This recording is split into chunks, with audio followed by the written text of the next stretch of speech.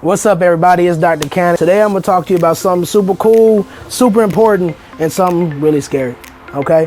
Now, I was recently talking to this patient of mine and had a lot of issues. They had talked about how they're just afraid of one major thing in their life. Made it seem like it's bigger than Thanos himself. Stairs.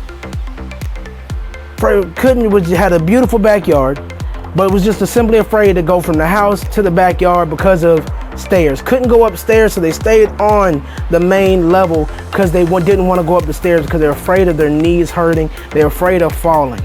Family, there's no life to live.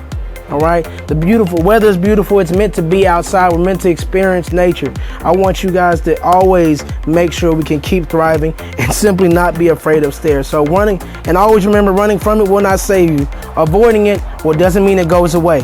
All right, so I want everybody to come on, get in the comments, stand up to your greatest fear. Stairs are not our worst enemy, and we can do this together. I'm Dr. Cannon at Lowe Chiropractic.